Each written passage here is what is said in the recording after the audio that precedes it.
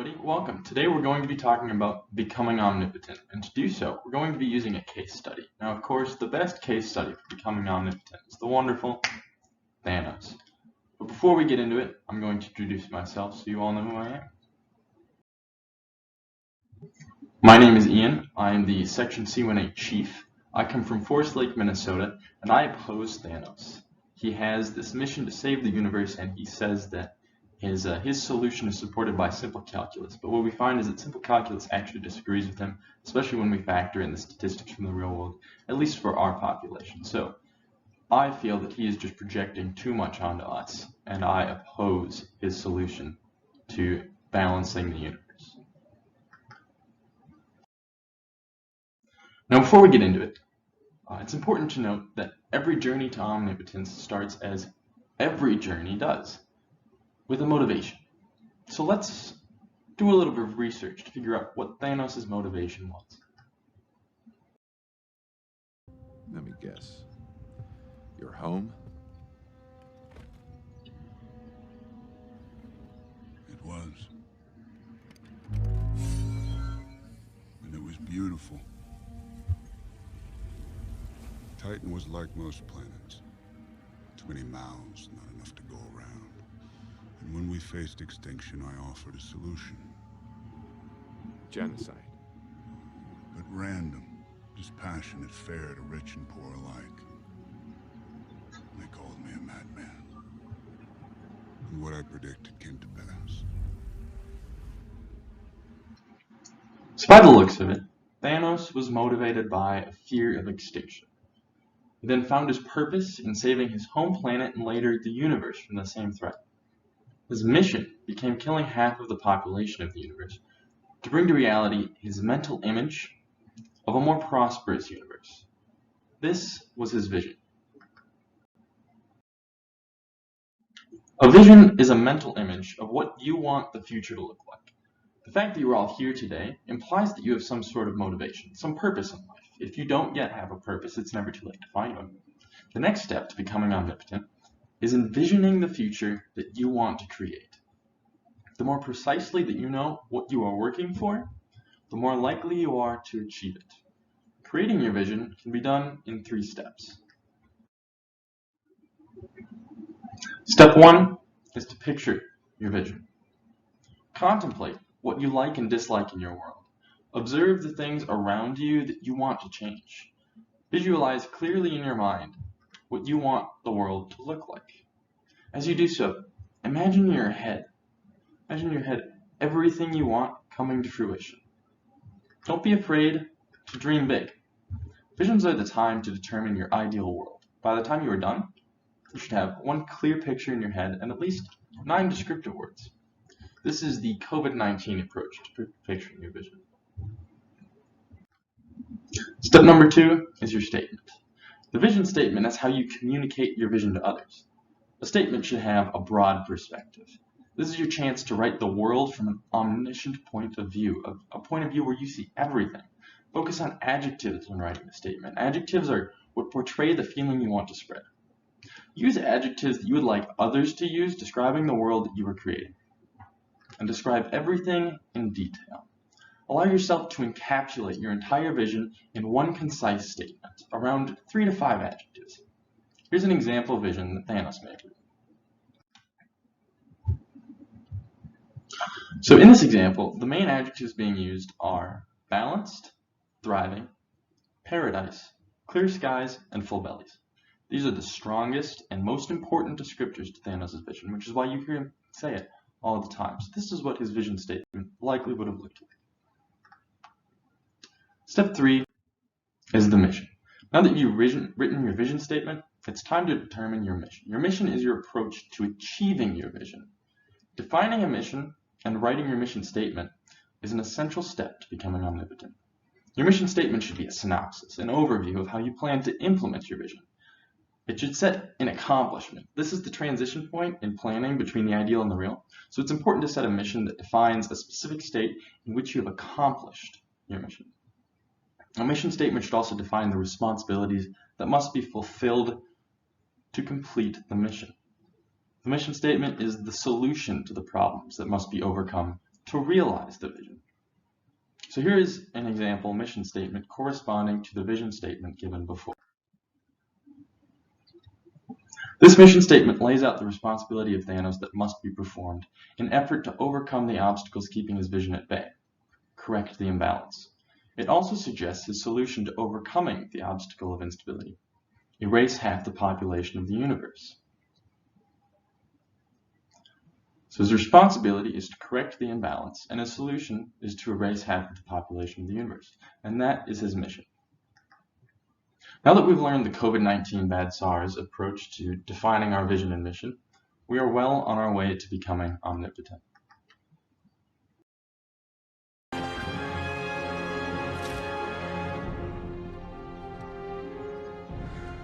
am inevitable. Just a couple more pieces to the puzzle. How do we complete our mission? We complete our mission by breaking it down into smaller goals. Goals are the steps that will lead to achieving your mission and, in consequence, your vision. So Thanos had one large goal, erasing half of the population of the universe. He could break that down into 6 tasks of collecting each Infinity Stone, but each of those tasks should be broken down into smaller actions. In truth, any task can be broken down into smaller and smaller tasks. For example, planning an event can start with scheduling a meeting, which can start with sending an email, which can start with turning on your computer, which can start with pressing the power button. When writing your goals, attempt to choose goals in which the scope lies somewhere between daunting and tedious. Also, when writing goals, follow the SMART process. The SMART process is a tool for writing goals that we've probably all heard of before, but we're going to reiterate it because there are a few tricks in the SMART process that aren't always efficiently described. So let's start, of course, with S. S stands for specific. Goals should be detailed. The goal should be clear to anybody reading it so that others can see what your goal is. And it should be based on actions, right? This is a point where the goal must be achievable, and so we should base it on our actions. M stands for measurable. When setting a goal, use a metric that you can determine easily, something that does not take too long for you to quantify. And then once you've quantified it, determine the quantity that you want to achieve. Ensure that you have milestones along the way. Humans love observable progress. Having milestones allows us to measure progress on our way to our prescribed goal. A, of course, stands for attainable.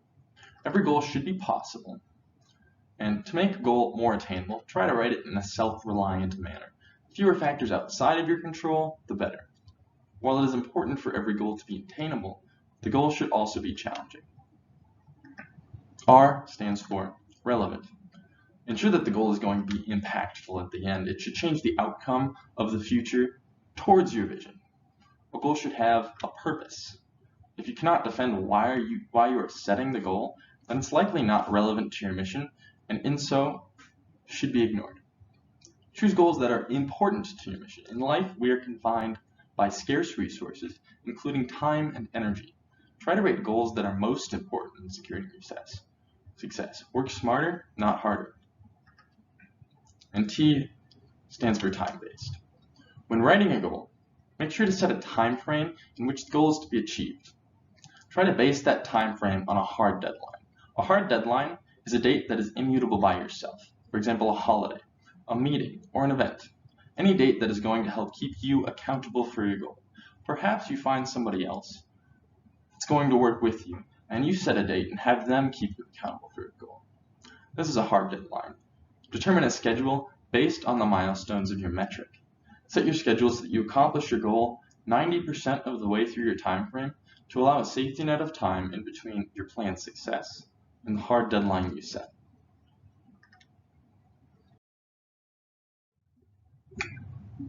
Now, this wouldn't be a training if we didn't go through an example. So we're going to go through an example goal that Thanos may have set. Our example goal is going to be to locate and collect the 6 Infinity Stones. In truth, this is a larger goal than most would want to set for themselves. It may be better to break this one down, but proper magnitude of a goal is subjective to the goal setter's capabilities. Pertaining to organizational architecture, for example, the most likely scenario in achieving this large goal is breaking it down into smaller goals that become the mission statements of committees or task forces or smaller groups, each of which may choose to break their sub-goal down even further. In Thanos' case, he also proceeds along similar lines, delegating certain stones to the few he trusts. When we're making our goals specific, it's often best to start out with what you know and go from there. For example, Thanos knows the location of most of the stones. Start by listing out the knowns that pertain to the goal, and from there, determine what actions will be taken. In a team setting, it is healthy to designate actions to each member as soon as possible so that each may take ownership of their own actions.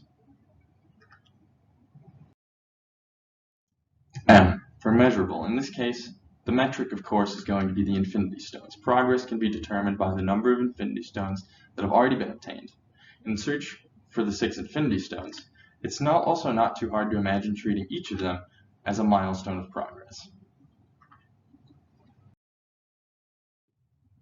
Attainable. The only standard implying that this goal is impossible is precedence. There has not yet been a single being in the universe known to have held the power of the 6 Infinity Stones. Yet it's not clear that any being has attempted to do so with the resources at Thanos' disposal. So it is possible. Challenging certainly isn't in question. Attainability then comes down to self-reliance. In a sense, the goal is self-reliant on Thanos' team, though team is a term used lightly in Thanos' case, and so it's healthy to write each action leading with the phrase, I will. By saying, for example, I will lend Loki my armies, he takes responsibility for an action while delegating the execution. He can then follow it up with a phrase such as, and should he fail, I will litter the galaxy with his remnants and retrieve the stone myself. Probably a bit more morbid than the rest of us would write it, but it's what works for him, and it makes sure that he keeps himself accountable, and he makes sure that the goal is self-reliant on him. When it comes to relevance, the math speaks for itself, right? Infinity Stone times 6 equals mission accomplished in a snap. For time-based, let us assume the goal is to be executed over a 1-year period, and we'll also focus specifically on the Power Stone. This is mostly so the animations don't fill up too much of the screen. First step is, of course, to hire Ronan. So we'll hire him right away. Other milestones along the path to retrieving the stone are going to be locating the stone, retrieving the stone, and returning the stone to Thanos. Thus, given the size of the galaxy, we will allow Ronan 9 months to locate the stone. After that, we're going to grant him 2 months to retrieve the stone and a further 4 weeks to return it. Let the prompt return of the stone be 5 weeks before Gamora's birthday. 10% of the overall time frame right there, 5 weeks out of 52, so that Thanos may plan to gift his daughter with the destruction of the planet of her choosing, say. Now, the important part about this deadline is that it doesn't change, and he is now holding himself accountable because he cannot give his daughter the gift that he wants to unless he succeeds by that deadline.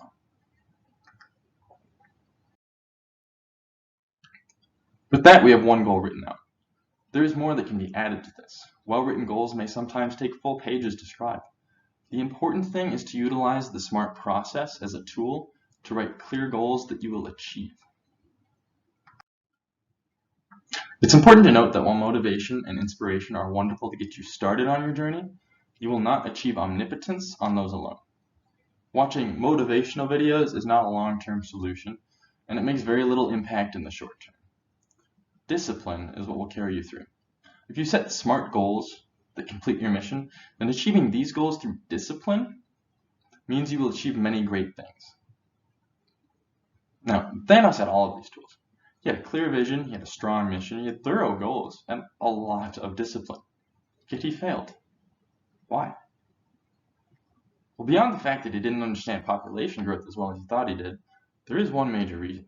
Let's take a look. Your sources say that she meant to betray us the whole time! Now your turn! I reveal!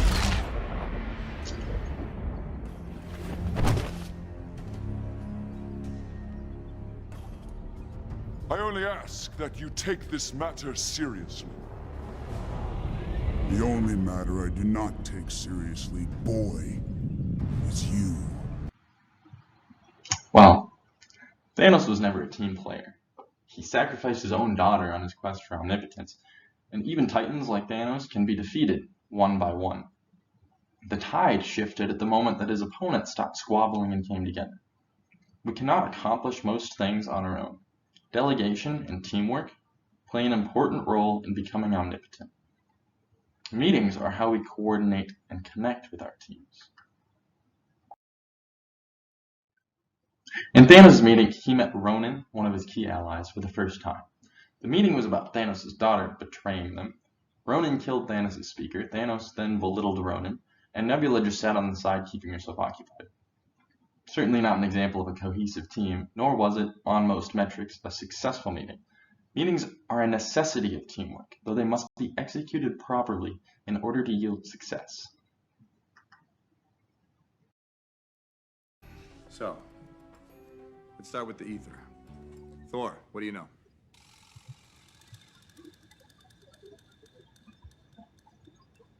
Is he asleep? No. I'm pretty sure he's dead. We've likely all been to boring meetings, which is what makes this scene so relatable. In fact, with surveys, 92% of workers admitted that they multitask in meetings. Executives viewed more than 67% of their meetings as failures, and 40% of professionals admitted to falling asleep in meetings. So how do we prevent this? Meetings should be a result of your battle plan. So when preparing for meetings, let the purpose drive you. If the purpose of a meeting eludes you, the meeting may be unnecessary and could even hinder your team. Start with your vision, think about your mission, and remember your goals. Identify the progress that has been made on all of these fronts. If the whole team is getting together, or a sub-team with a shared goal, it is helpful to take some time to appreciate the progress and achievements that have been made since the last meeting. Write down, as you go through, any questions that need to be answered or obstacles that need to be overcome. A meeting may often just be a decision-making session, a fact-finding session, or a strategizing session. The list of barriers to success, decisions that must be made, and questions that must be answered will be used to become your meeting agenda. Now, it's important to note that there are many different purposes for a meeting. Sometimes a meeting occurs just to meet a new person that you'll be working with. Other times, the meeting is a time for updates between members of a cohesive team. Further purposes range from a team brainstorming solutions for new challenges to gathering intelligence from an experienced advisor outside the team. It is often best to let the purpose drive the planning. After you have your purpose, ask yourself, is team coordination required? If so, then ask yourself how much coordination is required. If the problem can be solved with a text message, then it may not be productive to call a 1-hour executive meeting in person. And then use the list of questions and concerns that you have to begin crafting an agenda. When detailing the agenda, consider who would be best to facilitate individual discussions. Then run through the agenda and compile any materials that will be necessary or supportive to the topics you've established. Do your best to be mindful of timing and other variables. Poorly organized meetings decrease time for productivity, so prepare as much as possible. Create an agenda, maybe script out your parts, prepare responses to questions that you think might be asked, print out relevant materials. Do what you believe will benefit your attendees the most. Now, also, when reviewing the list of questions and obstacles, determine which parts of the team will be most relevant or supportive to fulfilling the purpose of the meeting. If an important question must be answered, bring in those who have the most experience in that area and are most likely to have an answer to that question. Be sure that nobody will be required at a meeting where their presence is unimportant, lest they become bored and feel unimportant themselves. After you've done all this, if you decided that team coordination was not required, then email, text, or phone call will suffice, or you've gone through the work of planning a meeting and you're ready to execute it. Problem solved, most likely.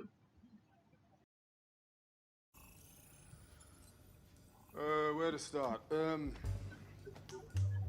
ether, firstly, is not a stone. Someone called it a stone before. It's more of a kind of an angry sludge sort of a thing. So someone's going to need to amend that and stop saying that. Here's an interesting story, though, about the ether. So after wargaming your meeting, it is important to be ready to execute the meeting. Now, executing the meeting can mean many different tricks to keep people engaged or to ensure that everybody involved is having a good time. There are a few general tips that will work in nearly every situation. Let's start with an example. We're going to take a chart because visual aids are always fun. We're going to plot time. Okay, and this is going to be the length of the meeting. And then taking that time, we're also going to plot it against the number of agendas that we have. So let's say we start with 0 agendas. Well, with 0 agendas, we have this much time. That's probably going to be about an hour. Studies suggest that an hour is one of the most likely lengths of time for a meeting. It's one of the most common. Well, let's see what it would look like if instead of 0 agendas, we had 1 agenda. So with 1 agenda, we can reduce the length of our meeting time down to 20%. Now, of course, this chart is a little bit lying. This is not what 20% would look like.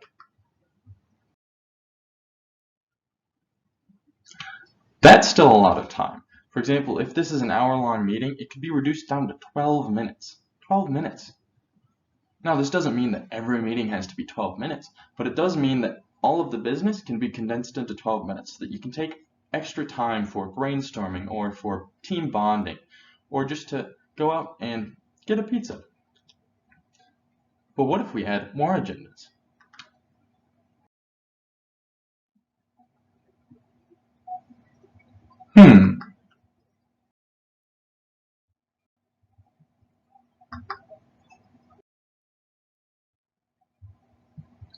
Okay, so maybe it's best to just stick with 1 agenda.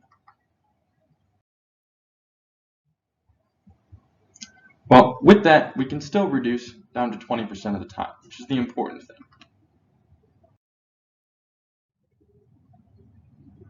Just by having a detailed agenda in front of you, and it's often best to make sure that that detailed agenda has some notes for you to scribble down, so that for every topic, as you cruise through the meeting, you make sure to hit everything that you want to hit. So have your own personal copy of a detailed agenda right in front of you with notes for yourself. What are some other ways? Well, it's important to engage attendees from multiple angles. So for example, you can use visual stimuli such as videos or presentations. Create a slide deck beforehand or use a whiteboard for interactivity. Switch between orators when moving from one line item to the next to diversify the sound. Pass out individual copies of information when the details are important and physical materials when in person. Sometimes it's best just to have something to fidget on or maybe give them snacks so that they can keep their hands occupied and keep themselves stuffed. Another one is to ask for feedback. You can pass out anonymous surveys with the agenda or just ask it outright. By hearing what people honestly think about your meeting, you will be able to improve team cohesiveness and productivity. Make sure to keep it as relaxed as possible. Bring snacks, prepare breaks and activities, and don't use parliamentary procedures such as Robert's Rules or Simon's Rules if your group doesn't seem to need them. The added complexity of the procedure sometimes outweighs the benefits, especially when dealing with a smaller team. Be sure everybody is comfortable enough to participate. When I was in a class in high school, my teacher actually had us on the first day get comfortable with his words. Of course, when you tell a bunch of kids sitting in desks to get comfortable during school, we all immediately get uncomfortable just by the thought of getting comfortable. But after some persuading, I eventually took his advice and I sat on top of my desk, not in the desk, on top of my desk. And doing so created an environment where I was actually able to pay attention. I was never able to pay attention in class, and this was world literature, possibly what should have been one of the most boring classes in high school. And yet I had a phenomenal time. So make sure that people are comfortable, keep it enjoyable. It's important to have procedures and it's important to have standards and traditions, but not when it gets in the way of your productivity. Now, with all of this comes a very important aspect that you have to keep throughout. Let's look at an example of what we're talking about.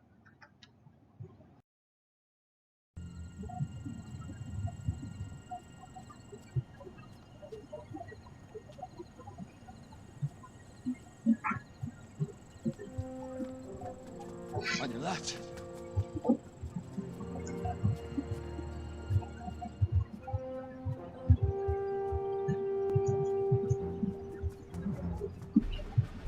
On your left. Uh-huh, on my left. Got it.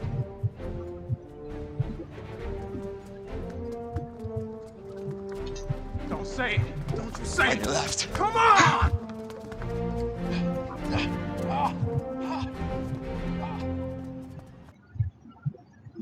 So of course, it's important all the while to have discipline. Philosopher Lao Tzu once said, "He who controls others may be powerful, but he who has mastered himself is mightier still." Part of being a leader is being self-disciplined, taking ownership of both the outcome and the input. Discipline does not require waking up at 4:30 in the morning to run 13 miles. Though that does require discipline, discipline does not require taking cold showers or making your bed to start the day off. Though that does enforce discipline.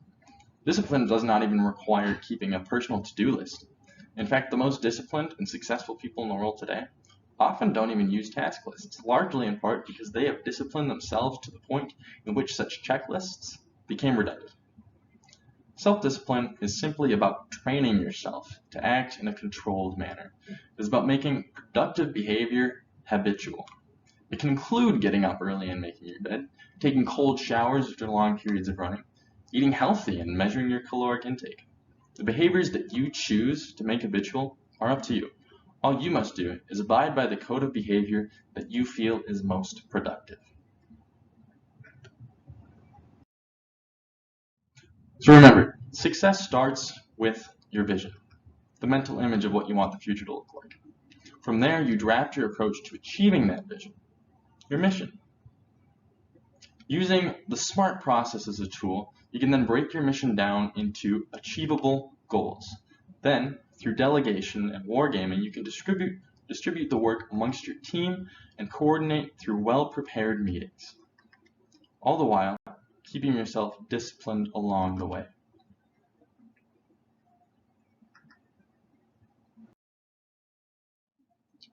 With a clear vision, a bold mission, strong goals, a cohesive team, efficient meetings, and hearty discipline, consider omnipotence at the tip of your fingers. I am inevitable.